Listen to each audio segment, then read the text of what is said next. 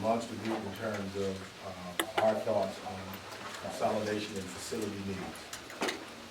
First of all, I kind of want to give you an overview of how we've arrived at where we are and our thinking as it relates to facilities and needs. One of the biggest things that we heard from the community is that there is not a desire to close schools at any time. That has kind of been the mantra of what we've heard, regardless of what efforts we may try to do as a board. That is the one obstacle that we haven't been able to overcome. We realize that we can put together a number of recommendations that make the most financial sense. But everything is not about financial sense. It's about also what's best for a community. So now our starting point is that regardless of what decisions we make about consolidation, that we have to keep our towns in mind and the fact that they look for schools to be within those communities. And we use that to circumscribe any decision that we make as it relates to school facilities. I want to start out by talking about the current enrollment numbers, and there's a packet of information that I've given you. I'm going to try and go through sequentially through that. And at the end, I'll give you an opportunity just to ask whatever questions that you may have. First of all, with the student enrollment on page 1, this gives you a snapshot of our enrollment as of the 20th day in the 4th month. We do a 20-day count. That counts as an attendance month, and we have 9 of those. The last one that was done on January 23rd gives you the breakdown of what that enrollment total is at every school that we have. There's also the numbers in the first column that say pre-K. Those are not counted in the numbers that the state uses to make decisions about schools. So that gives you the idea of where we are currently at this point. Charter school enrollment has been stable with a slight decline. We have a few less students than we did last year. But we do recognize that Emerald Charter will open next year. At the last discussion that we had, they have roughly 164 students that are enrolled. At this point, they had the open enrollment, and they didn't have clear indications as to where all of those students were from. So we do plan to meet with them within the next few weeks to get a better idea of what that represents. We expect about 100 students to be the impact on Bladen County schools. We recognize that we have a number of students that attend school in the Columbus charters, and we believe that many of those students may decide to return to Bladen County and Emerald and enroll there.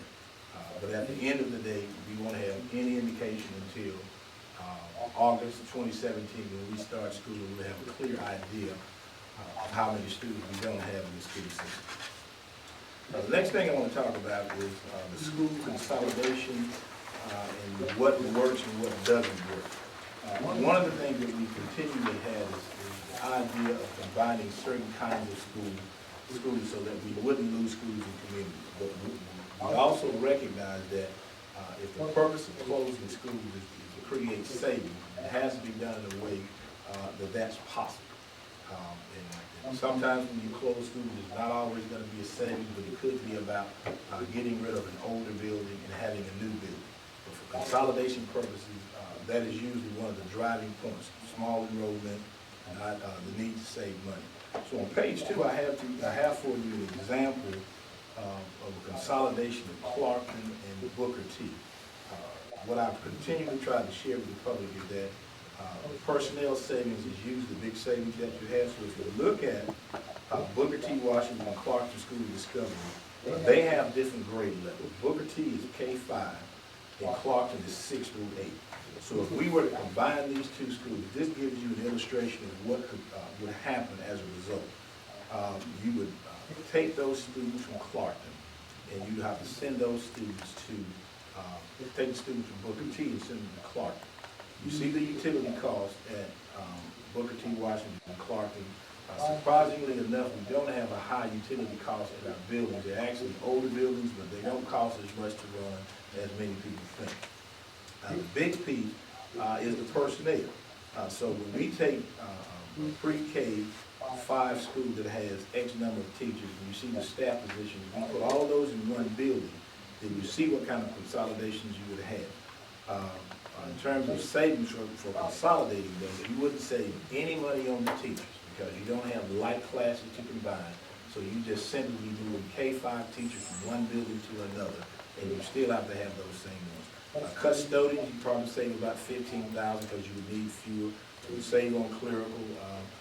If you were not using this building and we were still in possession of it, you would still have to climatize it. So you'd probably spend around $18,000 to $20,000 on utilities. So your total savings would be about $65,000.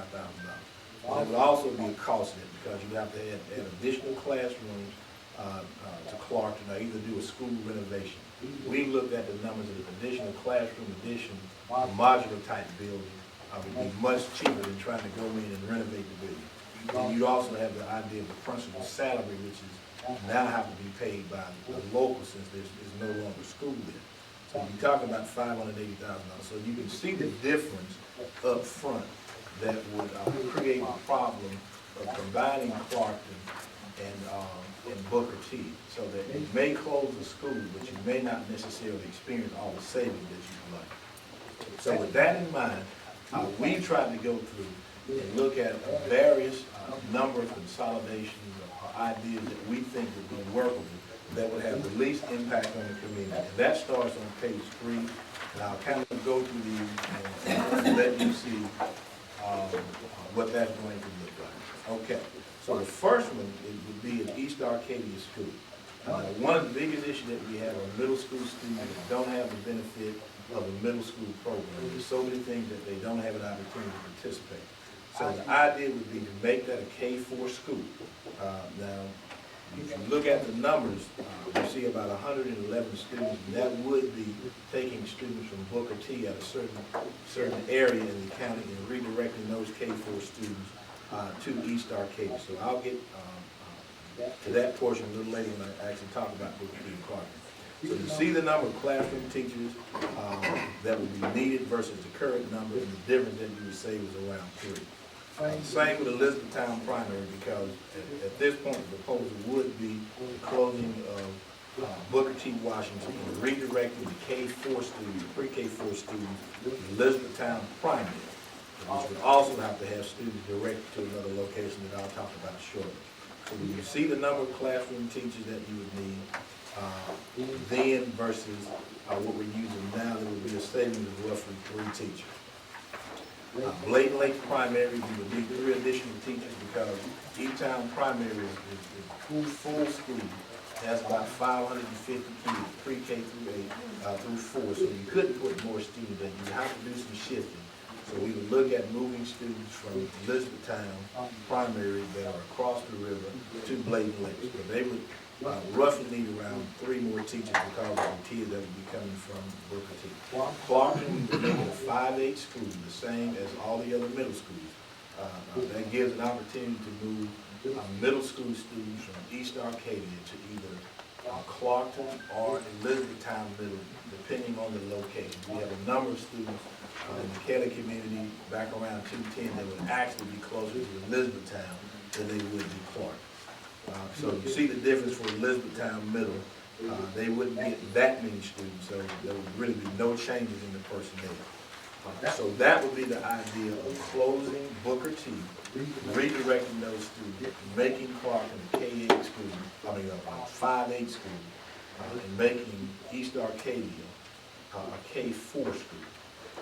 And that would take care of all of those students, give us the opportunity to close the building, be more efficient with personnel. Now, we've also looked at the idea of having new construction as well.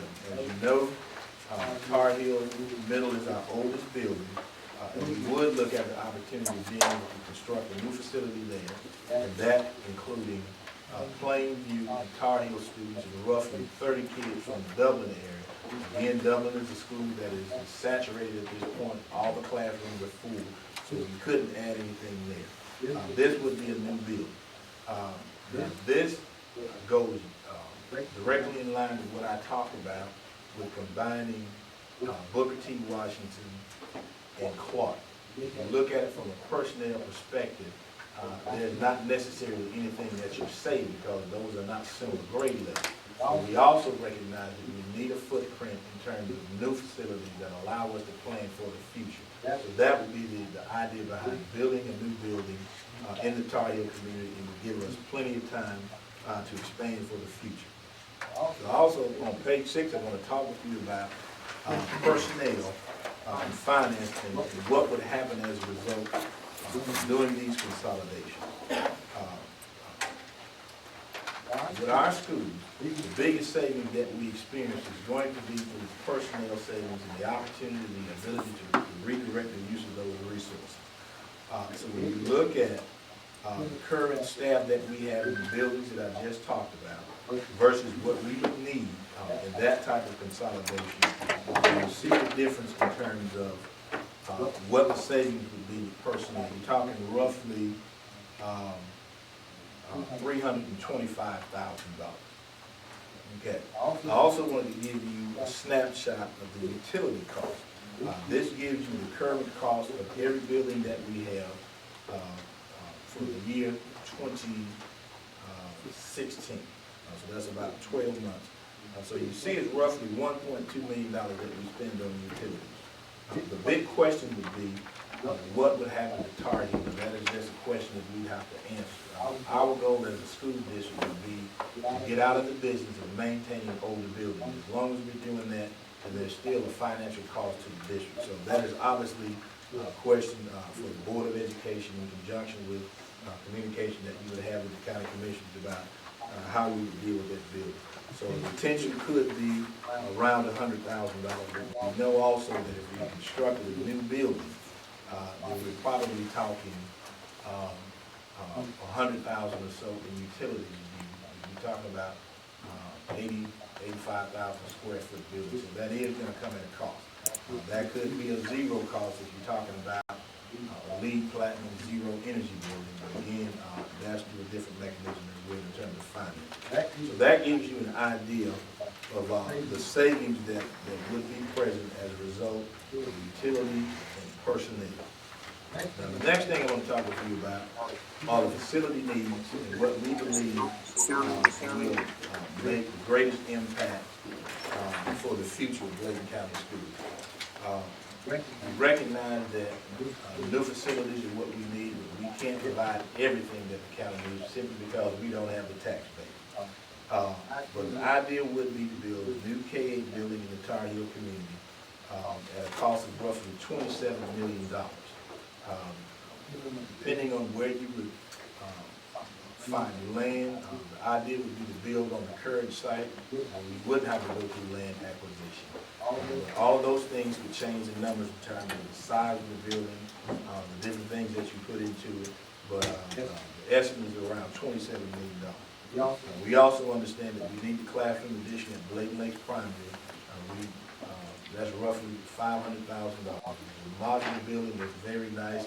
Costs around $360,000 to $70,000 for the initial setup, and then based on the type of things that you add, make the cost go up in utilities and things of that nature in terms of hookups.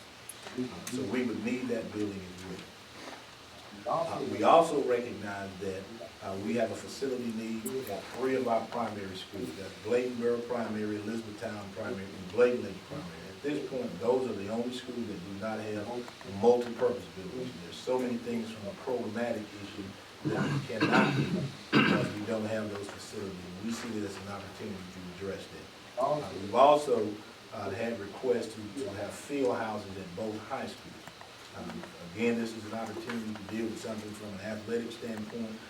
We recognize that those students that are student athletes also perform well academically. So this is an opportunity to support those programs as well. We have to, again, have questions about Tar Heel Middle. If we decided to demolish the building, we're looking at roughly $250,000. We have the opportunity to give that building to the community, and it doesn't cost us anything. And I know that would probably be a touchy subject for a number of people. Additionally, we need to look at upgrades throughout the county in terms of other issues that we have. E-Town Primary, they have a very small cafeteria for about 550 students. We know we need to expand that. I've already talked about multi-purpose buildings, but we also need to do some upgrades at East Arcadia. There are a number of things that we need to do with that multi-purpose building. We've invested too much not to be able to keep it up to standard. And then there are a number of other upgrades that we have to do throughout the county. And obviously, $5 million is not enough to address that. we'd have to make ideas and estimates about what we would do. Now, I want to talk with you now about the estimated cost and the use of funds. I had a conversation with Mr. Martin, and I apologize for some of the misunderstanding that we had when we discussed it. My finance officer has been out this week for family emergency, so we haven't had an opportunity to really sit down and go through the numbers. But obviously, these numbers would have to be addressed in a number of ways. When we get to that point, Mr. Martin can certainly give us feedback on his thoughts about the financing piece. But just very quickly, if we were to address all of the things that we talked about, that would be around $38 million total. We'd also have to talk about interest. Interest obviously would change based on the number of years that you would have and what the interest rate would be. I took an estimate of about 46%. So adding that in, you'd be talking about $56 million. Now, roughly, based on some feedback that I received, we'd probably be talking about a payment of around $2.7 million. So I did have someone to give me those numbers just a few minutes ago. So that's kind of the idea that you're talking about. The big question for everybody in the room is revenue and how you pay for those things. And that is the 800-pound gorilla that's in the room. And I want to give you my thoughts on it. As a school board, there are a number of options that they have related to capital outlay expense and current expense use. We have a performance contract that's due to end next school year. That's roughly $250,000 of current expense money that will be freed up. We've looked at the idea of putting the lottery proceeds, which are for capital needs in school buildings where children are, roughly $250,000 a year. Currently, the debt on the high school is roughly $2.1 million.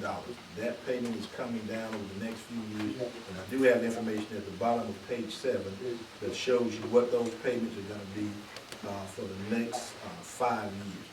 The county government pays about $1.1 million. The school district pays $900,000. When I say 900, that's from sales tax revenue that also has to be used for capital improvements. That's roughly $2.1 million. You can see how it's coming down over time. So when I say capital outlay for East and West Bladen, for both the county and the district, we'd have to make a question about how you would want to commit those funds for the retirement of a debt. Knowing that we have other needs in the district, the board would have to make a determination about what they would be willing to put towards that, as well as the county commission. So for illustrative purposes, I looked at if you did $500,000 and $700,000 by the two, then over a 25-year period, you'd be talking roughly $46 million. If both the board and the county commission committed those funds for future debt service, then you'd be talking about $65 million. That's the total amount that you would have for debt service. That's for debt service. Remember, these numbers can change immensely based on how long you plan to finance something, what the interest rates are like, and what it is that you would decide that you want to finance over a long period of time. So I just wanted to provide that to you for illustrative purposes. And again, the big question would be that if you decided that you were going to support new construction, and if you did not use new dollars, then you have to make a decision about what to do with the existing debt on the high school. So if you look at and I always say this, in a perfect scenario, and you know nothing is going to be perfect, but in a perfect scenario, if we were to construct a new building and move into it, you'd be talking roughly 24 months. That's a perfect scenario. So you'd be talking about occupying the school in the fall of 2019, where you would have 2 years remaining on the debt. That means that we have two things we have to do if you decide to take that. One, there's money that would have to be used up front when you're constructing the building, and then after you occupy the building, then you start your debt, paying your debt. So one of the questions would have to be that remaining $2 million that you would have, we'd have to make a decision about paying that off in some way, shape, or form, so that funding would be freed up to address the future debt service. In terms of transportation, in the attendance areas, talk with the transportation department, and we see it as a small impact. They would obviously have to run various bus routes, but the predictions at this point might require that we have 2 additional buses. I think, Mr. Allen, I'm correct, we have 78 buses at this point? Okay. 75? 75. So at any time we add buses, we will be responsible for paying when we add, but after that, our efficiency ratings in the state will cover the cost. So you're really talking about a one-time charge. The last thing that I have for you are a series of maps that would sort of depict what attendance areas would look like. You have the Bladen Lake primary area. You can see where it goes down into the southeastern part of the county. Again, this would be enlarging that district. You have the Clarkton Middle School, which would be a 5A plan, which is essentially the Clarkton Middle School district, and then taking the 5th graders from Booker T. Washington, middle school students from East Arcadia. And you have the East Arcadia district, which again would include a portion of the Booker T. Washington K-4 students, as well as, that middle school students would obviously go to E-Town Middle and Clarkson School Discovery. Page 12 gives you an illustration of the Elizabethtown Middle School District, which essentially would be picking up a handful of students from East Arcadia. Then the Elizabethtown Primary District, which would include the K-4 students from Booker T. Washington. And the last 2 maps are kind of small, but essentially this would depict the K-8 building that would be in Tar Heel, which is essentially Plainview and Tar Heel combined, with roughly 30 or so students from the northern portion of the Dublin primary area. So that is a very quick run through what it is that we're looking at and wanting to discuss with the commission. What I'll say is that the biggest part of the question would be how would you finance a new building, and how would you finance facility additions in terms of multi-purpose building, field housing, new building, cafeteria expansion. When you have those type items beyond a new school building, there's nothing that says you have to pay for that over a 20 or 25 or 30 year period. A decision to be made both by the board and the county commissioners to pay some of those things up front. Obviously, all of that is driven by the amount of dollars that each organization is willing to put towards that. When we look at consolidation without a new building, this is something that I know the board would be able to do if we had enough time. The biggest part of the consolidation outside of a new building in Tar Heel, Plainview, and that portion of northern Dublin would be the addition of a classroom facility at Bladen Lake. As I told you before, it takes about 3 months to construct the building, and they would ask that you give them another 2 months in order to finish out the building. So that meant if we wanted to start in August, you're talking March, April, May, June, July, so really a definite decision would have to be made by April by the board to say that we're going to commit funds towards constructing that classroom facility so that we can do everything else. But at this point, I'll stop and pause because I went through a lot of information. I tried to do it quickly because I know you guys have a meeting to go to. And at this point, I'll stop and answer any questions that anyone may have and allow any board members or county commissioners to make comments or ask questions. I have a question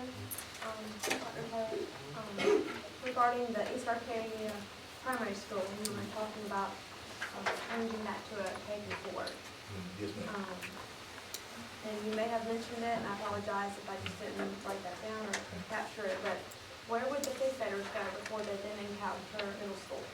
The 5th graders would go to Clarkson School Discovery because we would make that a 5A school. So you have the majority would go to Clarkson. You may have a handful that's on the eastern side of the county that would end up going to Elizabethtown Middle School. The biggest issue that we have with East Arcadia now is that small middle school population, it can range anywhere from 30 students to 45 students, depending on the grade level it comes through. That requires that we have 4 teachers to teach those core subjects. If we were to take all those kids and send them to the other middle schools, then we wouldn't need any of those teachers, and at a minimum, 1. Because there would be an increase at Clarkton, with the numbers that would go to E-Town Middle would require that they have any new teachers. So those 4 teachers at a minimum cost you around $260,000. So we would save that immediately, and then those students now would have the ability to participate in all kinds of extracurricular activities because they simply don't have the student population at East Arcadia to support it out. I think basketball team is one that they have, maybe volleyball. They can't do football, they can't do baseball. There's so many things that they can't do. Is that where you are talking about adding the 2 additional buses? No. To move them from East Arcadia into the Elizabethtown, Clarkson area? Not necessarily. It would just depend on the entire scope of rerouting all of the students throughout the county, because you have a portion at Plainview, Dublin, and Tar Heel. That may require additional buses. Now, Brandon and Mr. Allen, I'll let you guys comment on where you think those buses might be. But final routes would have to be established first. But I'll use it in a bit and kind of talk about it. Liberty Washington currently has 4 buses of its own, so closing that school and sending some kids to Elizabethtown, you could use some of the buses already established at EPC, and then send the other 2 buses from Liberty Washington to Boston to discuss. And then East Arcadia has 3 of their own, so we could, How would may they, have to add 2, 1 or 2, but when we do all the shifting around the closing schools, it's all that schools that we can move those buses around and pull the resources together. how are they established from the territory, or where they'll be sent to Clarkton versus Elizabethtown Middle? That is based on the population of students, and, using that population. This is just a simulation we've done. The final boundary lines that have to be decided by the board. That's where students will go and where, and what is. Trivia, that's a very good question, because that is definitely what parents are going to want to know too. Do my kids go to Clarkton, or do they go to East Arcadia? Do they go to Elizabethtown Middle School, or do they go to Clarkton? What we try to do is use a simulation to look at distance and proximity to try to come up with both a good balance for the school population, as well as taking into account the distance that a student would have to travel. So, for example, if you down 211, you have a number of students that go to Booker T that would actually be closer to East Arcadia as K4 than they would be to the Elizabethtown Middle. So the idea would not be to send the kids all the way to E-Town when they can go to East Arcadia right down the street. The other idea would be that in order for the state to continue to pay the salary of the principal, then we either have to have a minimum of 100 students or 7 state paid, or 9 state paid teachers. 7 state paid teachers. So we'd have to make sure that one of those thresholds would be met, so the state would continue to finance. Well, you repeat what you just said, 7 paid. The state paid teachers, in order for the state of North Carolina to pay the principal's salary, you would have to have 7 state paid teachers on enrollment of 100 students. And that is based on what grade specifically paid? Yeah, just whatever that School facilitates, whether it's K through 4, or 5 Absolutely. to 8, or 6 to 8, or 9 to 12.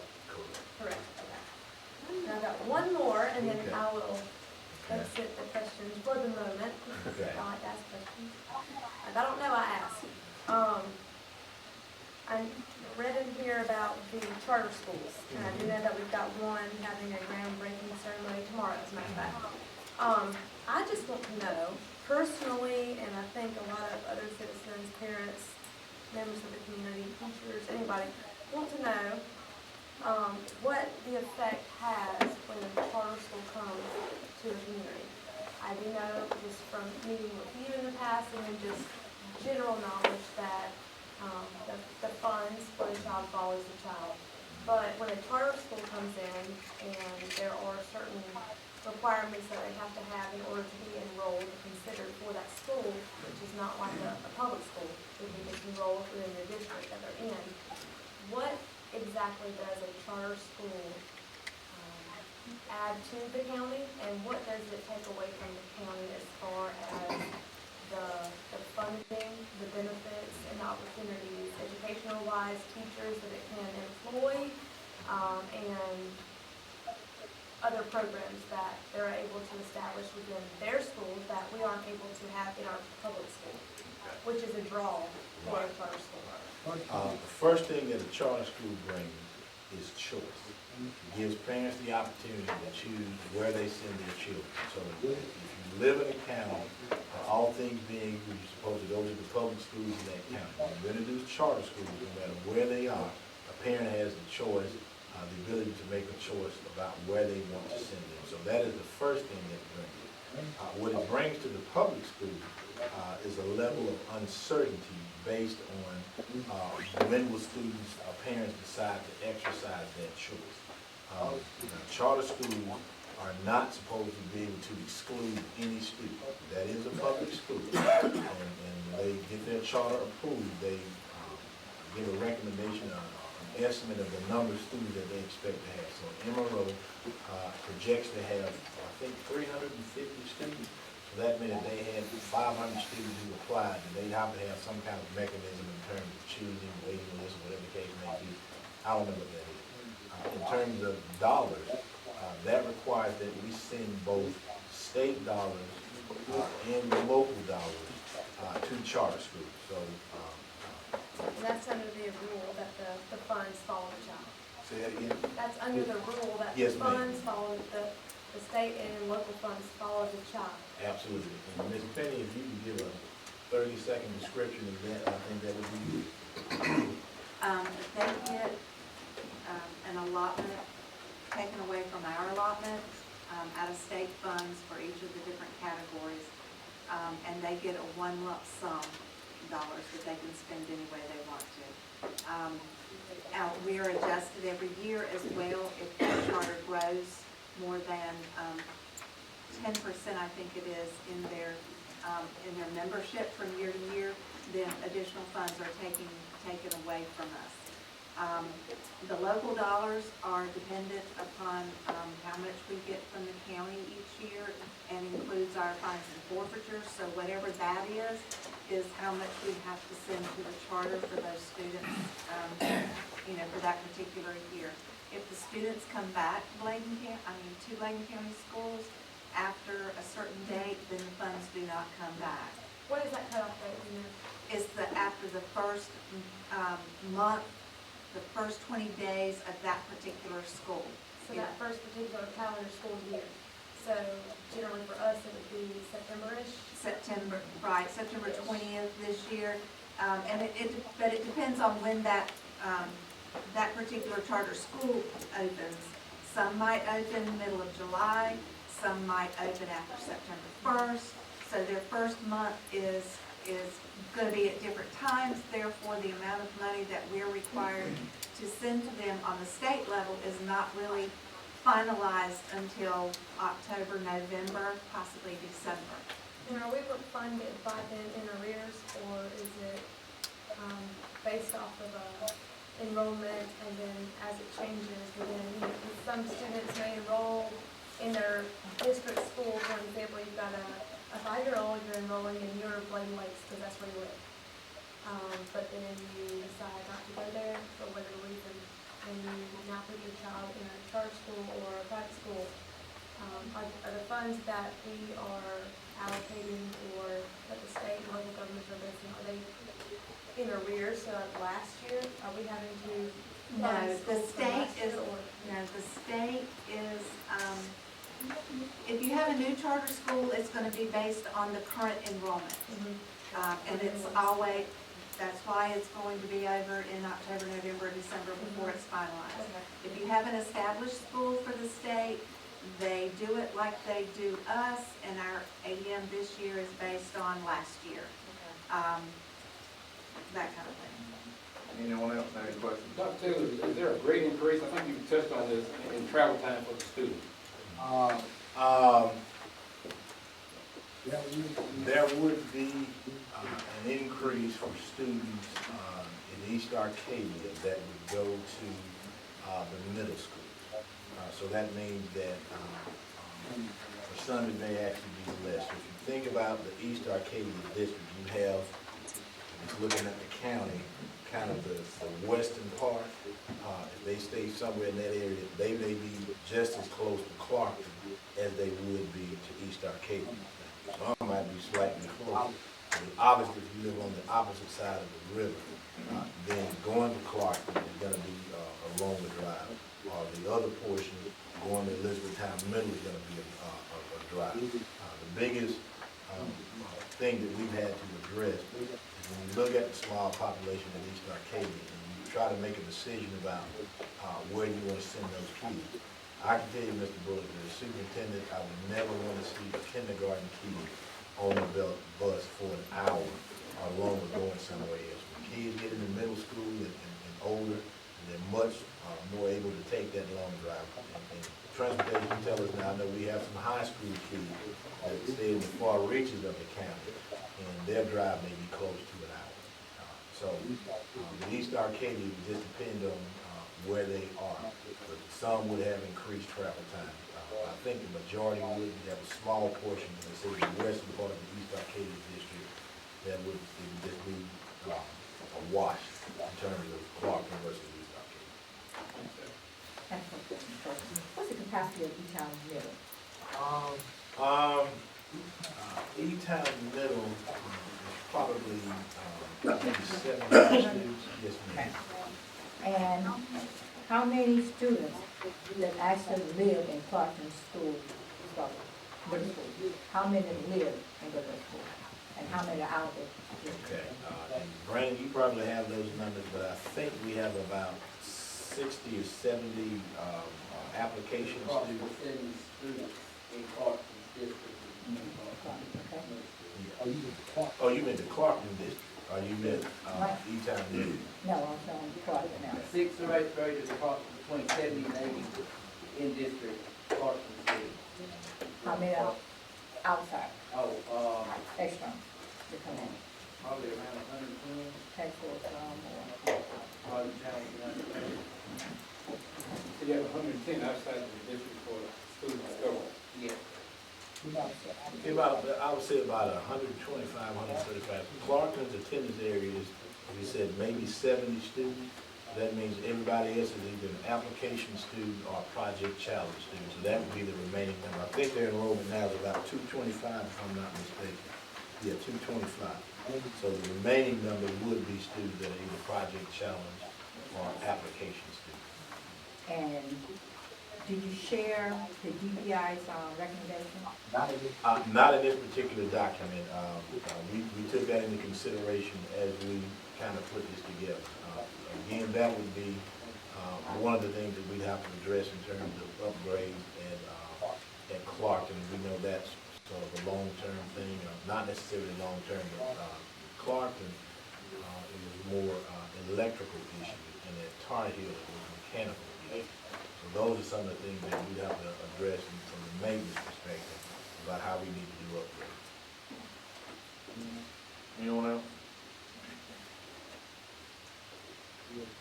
Will the School of Discovery exist as we know it now? Yes, it would. The only difference would be, it would be a 5-8 school as opposed to a 6-8 school. I think,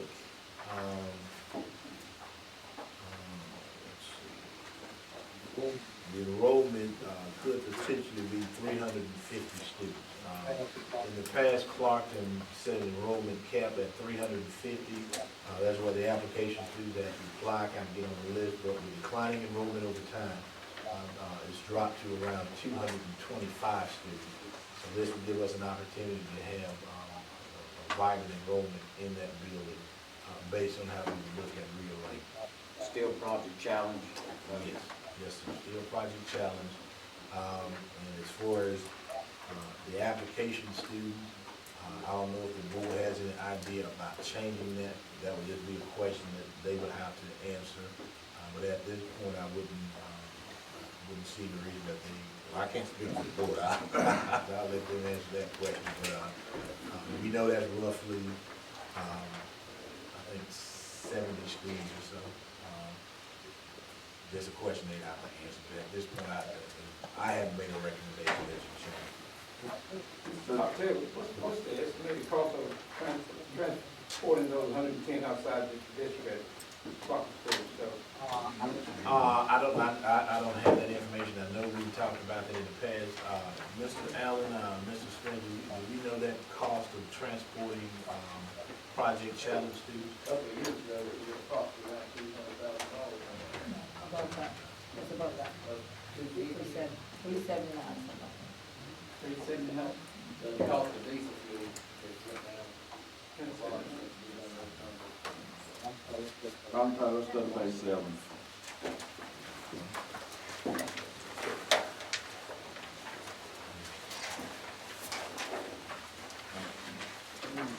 To me, $27 million sounds like a lot of money for a new school. I mean, I'm not saying it's not, that's a lot of money for a school.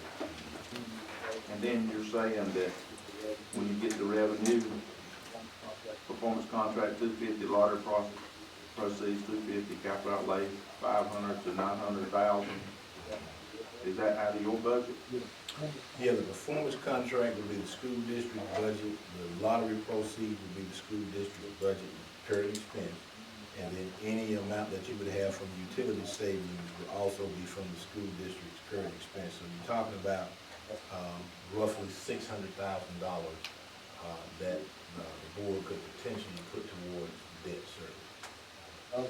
Now the other, You're talking about current and saying capital outlay. no, the current expense, because Well, it's not listed here. I'm sorry, the performance contract, because of the kind of debt it was to us, it is a current expense, it's a current obligation, so it's paid out of So current it's 250. expense.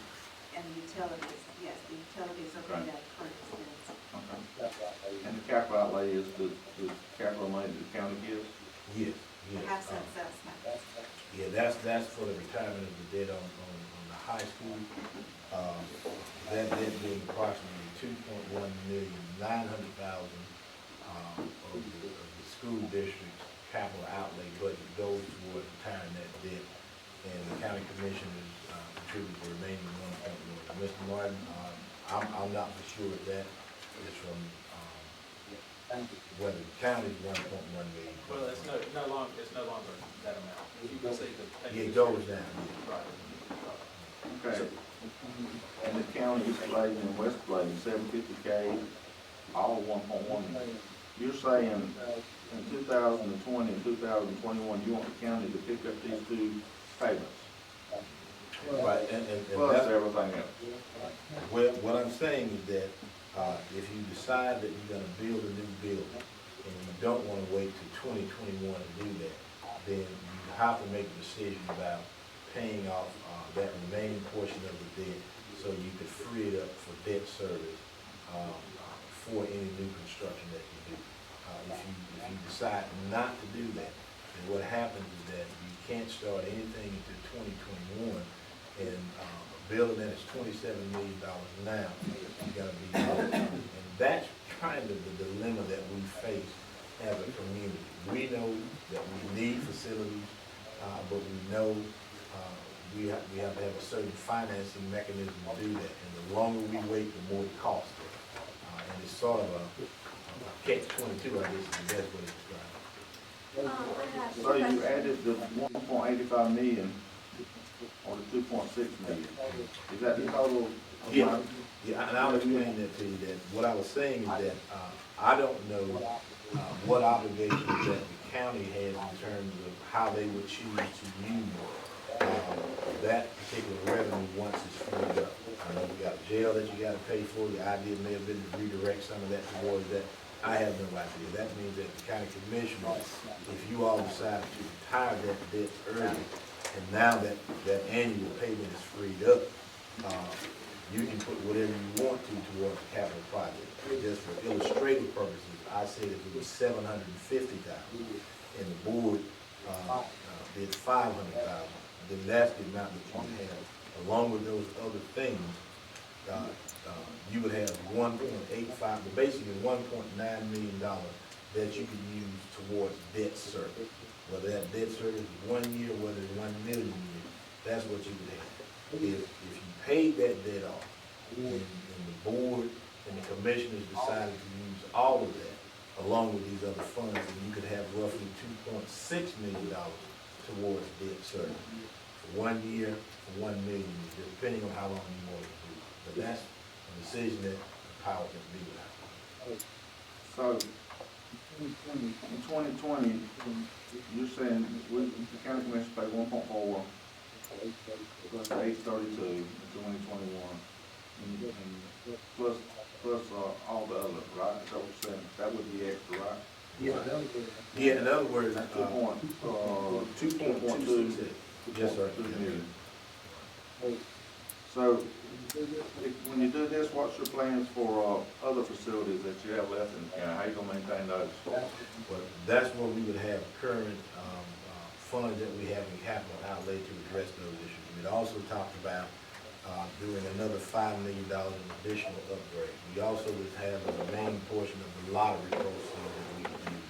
So there would, the idea would be that you still got to maintain other buildings, but you have 1, 2, 3 less facilities to maintain. So you got 5 million you're talking about is not in here?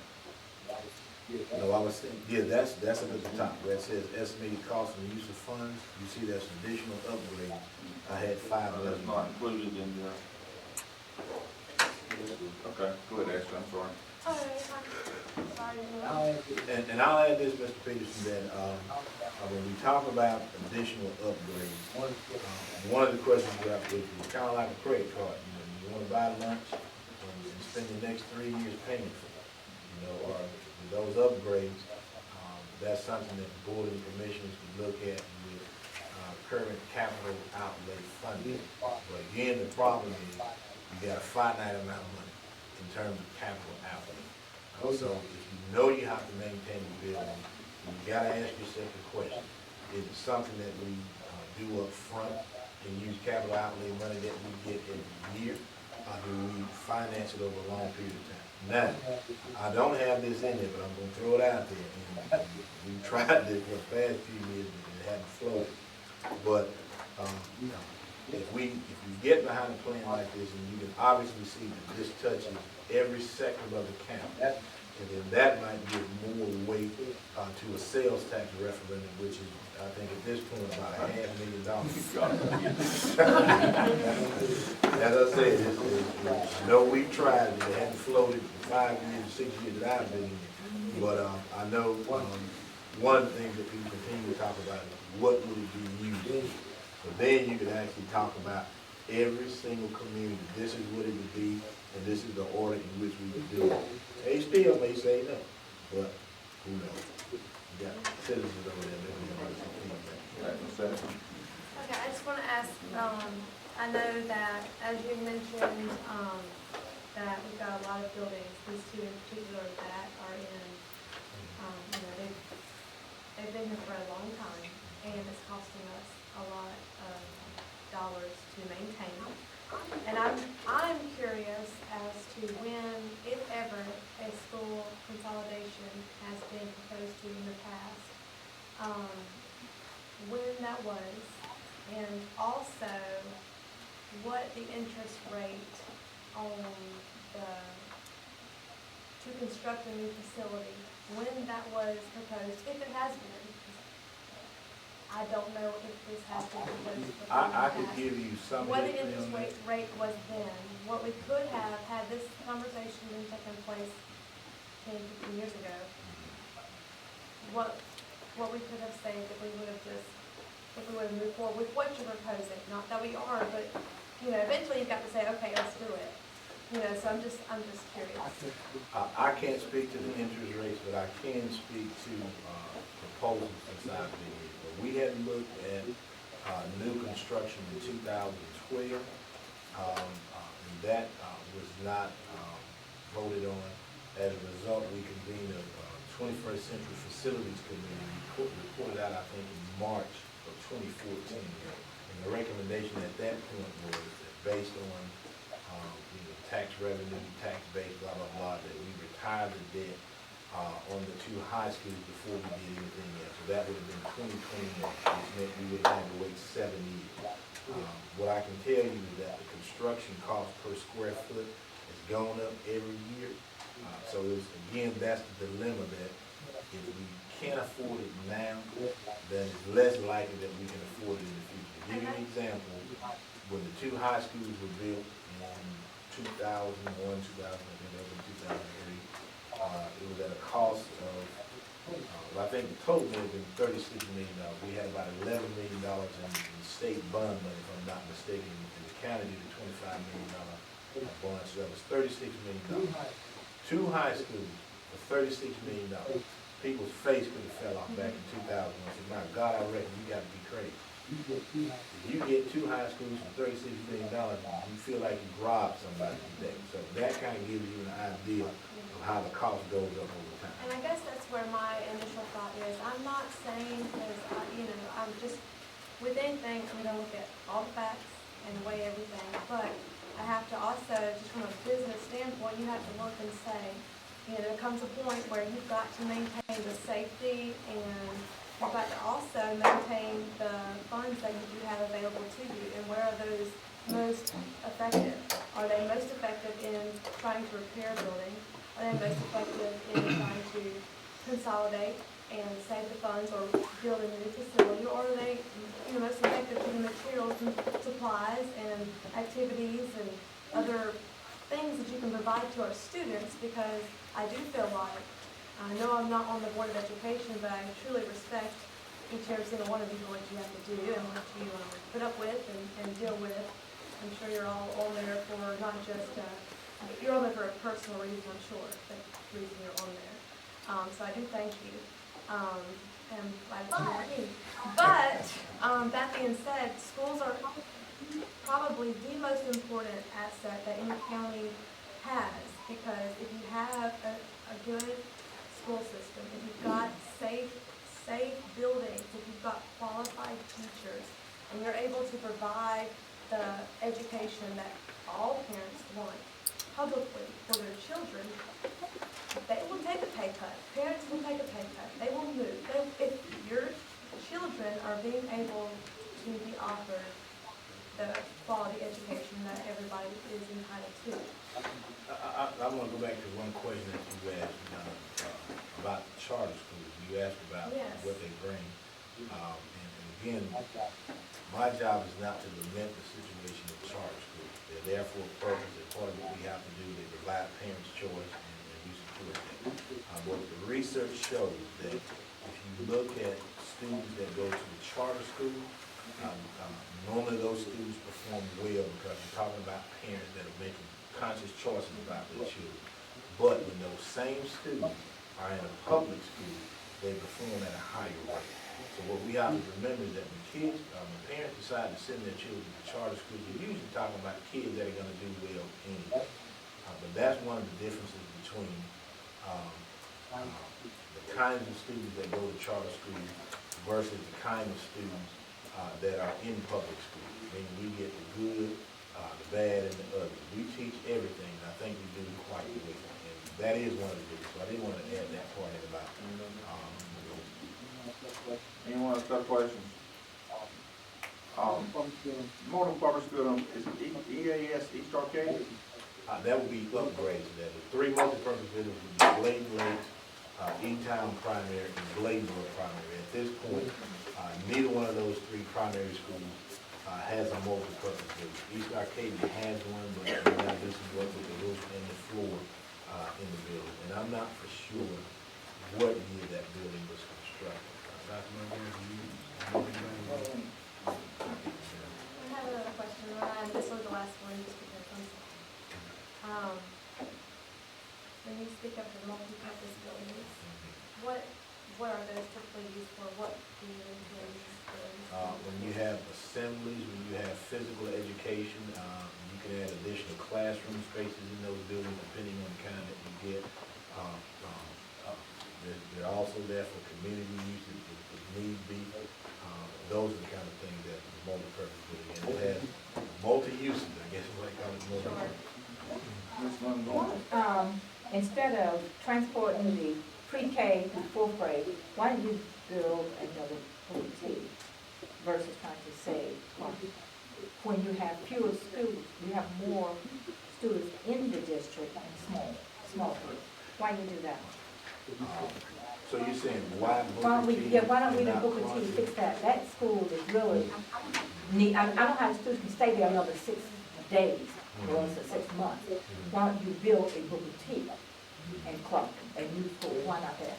Well, the main reason for that, and we love to do that, is the commission to finance that. But it goes back to the financing piece that we've also got the issue of the Tar Heel building, which is the oldest building. So that means if we make a decision to build 2 schools, then could be talking 50, $55 million. And then once you put interest in that, that's probably gonna get beyond where we can be. At that point, if you look at taking the Booker T schools and sending them to different schools, then you're gonna have to construct one building. Now, if the community is willing to build 2, that would be great. No, but look, if you look at the maintenance and everything tied to these schools, but why are we still trying to maintain 12 schools? Oh, I That's get what I'm trying to you. get. Well, You're that trying to goes, yes, ma'am, I got you now, that's a great question. It goes back to the original thing that I talked about there. When we look from a cost standard, a cost saving, the most logical thing to do would be to close Clarkston and to close Booker T and send those kids elsewhere. Remember that Clarkston only has about 70, 75, 80 students that actually attend in that attendance area. The rest are from somewhere else. Doing that would take both schools out of the community, and that is where we get the most pushback. So the easiest thing to do would be to close those 2 buildings, close Plainview, close Tar Heel, close W. Then you could build 1 K-8 school somewhere between Tar Heel and Dublin. Now you lose your schools in Tar Heel, you lose your schools in Dublin, you lose your schools in Clarkston, and I'll probably get run out of town. But that's when I go back to Dr. Montgomery saying that there are some choices that we look at that from a financial standpoint make the most sense, but from what a community is willing to accept, it'll never sell. Can a private contractor build this school and lease it to y'all? Yes, that's an option as well. That's a whole lot cheaper than $27 million. What I can do is talk with a person and get them to run some numbers on what a lease payment would be, and it potentially would be cheap. And you know, I said I want to say a whole lot now, but you know,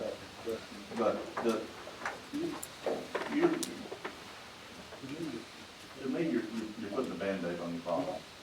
You're not, when you build this new school and you do these upgrades, you're not gonna have any money to keep the other schools up. I mean, y'all really got a big task in front of y'all. I mean, I'm not sitting there and I don't have to make that decision, but I mean, you really got to look at the future. I mean, we just can't look for a year or 2. You really need to look down the road for the future, because when you tie up this money here, if it gets tied up, you're looking at 10, 20 years, there ain't gonna be no money. Mr. President, I agree with you 100%. This is kind of what we've tried to talk about all along, that whatever decisions we make in the next 3 to 5 years, that will be Bladen County for the next 25 to 30 years. When I look at Bladenboro Primary, E-Town Primary, and Dublin Primary, all things being equal, those schools are in pretty good shape. Particularly, well, with all 3 of those schools, the original structure was the front hallway.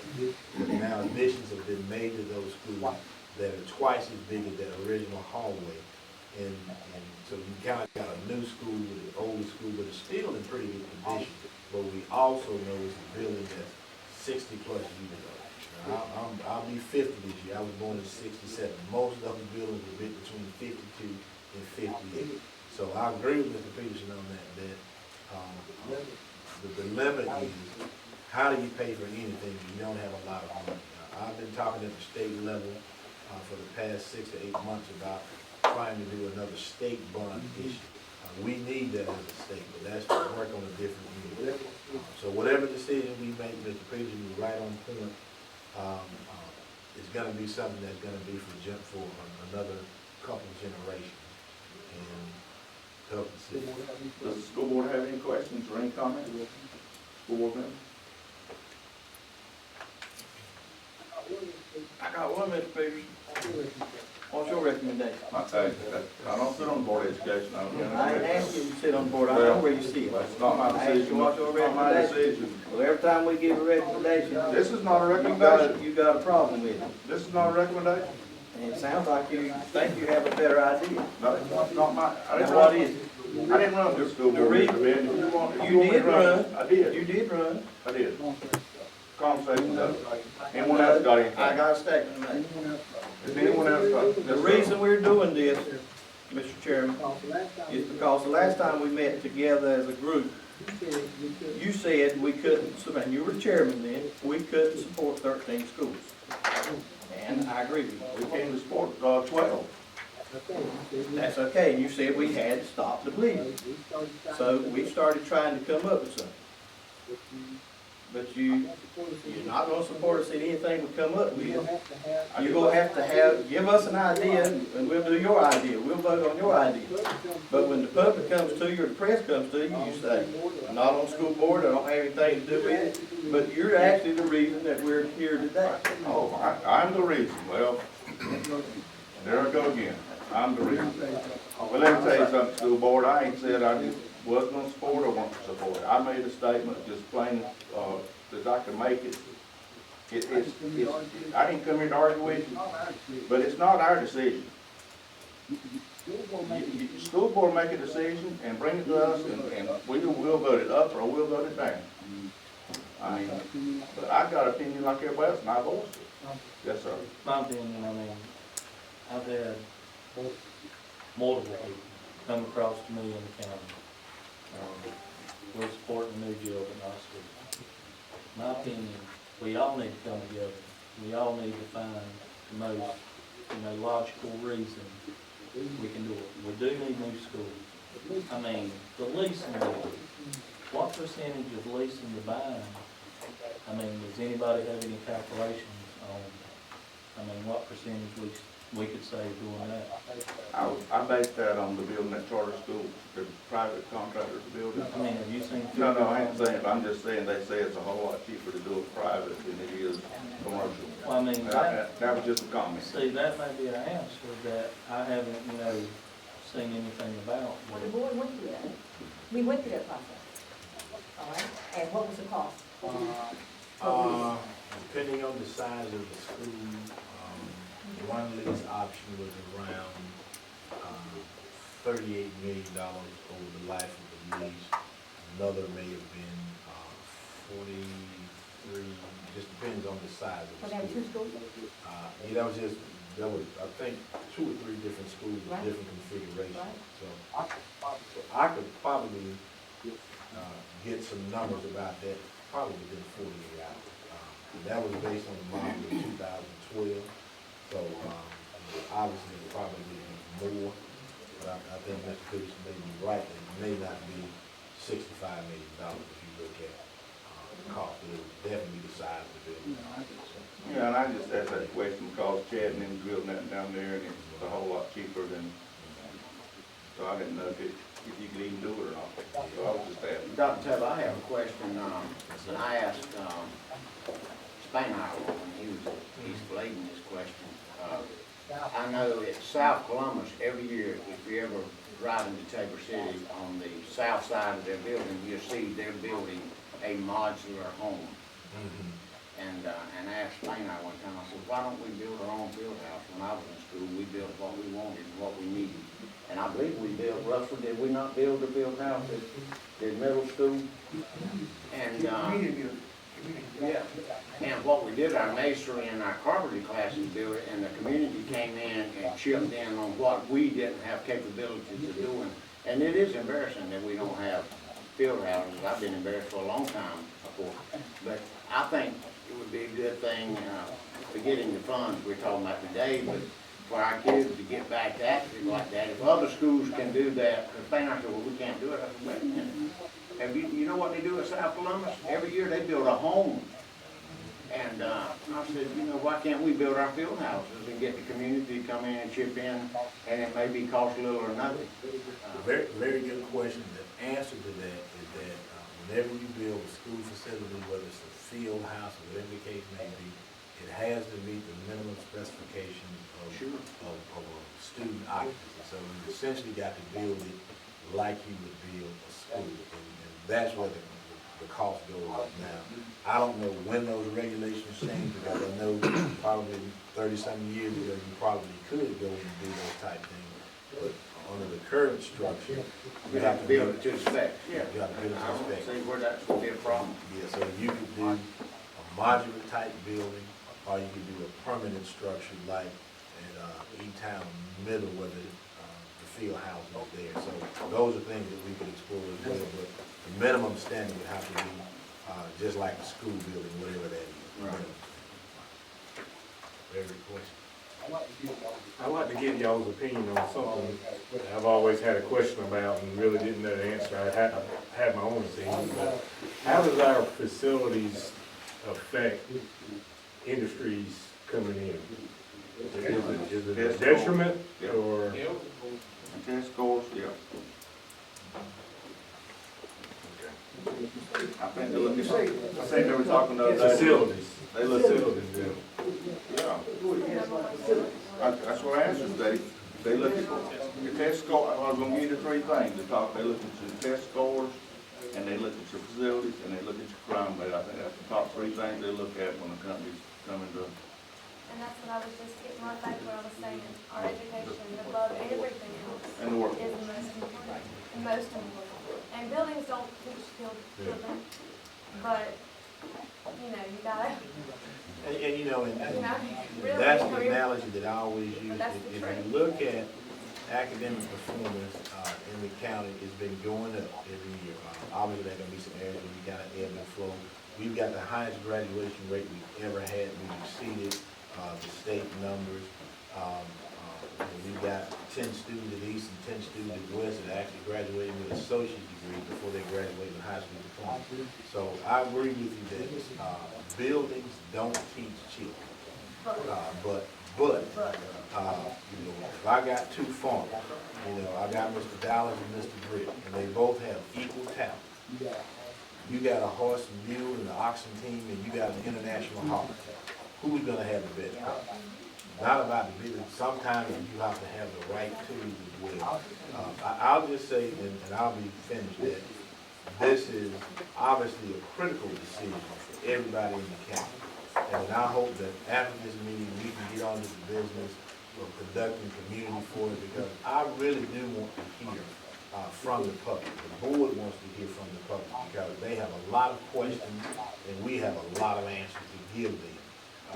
And I think it requires that we hear from our public, and they give us feedback beyond these type meetings about what it is that they truly desire and what they're willing to support. And as Ms. Trivett said, hopefully people understand that it may require that they put money on the table. Now, remember, this particular mechanism doesn't cost the taxpayers a dime. They're just talking about taking freed up dollars and using them some other kind of way.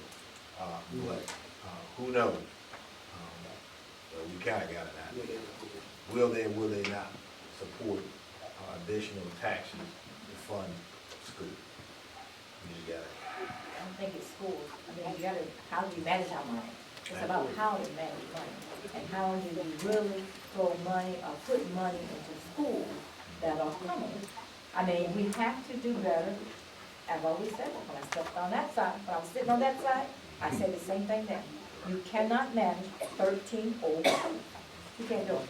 As my grandmama would say, you don't want to throw good money after Not bad. bad, exactly. Anyone else have anything? Anyone else? forgot to mention, Mr. Cogdale is, he's not here now. He's not here tonight, but he couldn't be, so. If not, we'll take it under review. Huh? Where do we go from here? Or the school? Well, we'll talk about it, county commissioners and the school will talk about it, and we'll get another meeting. Or we'll get committees, however you want to do it, talk about it. You and Greg can work that out. Thank you. Motion to adjourn.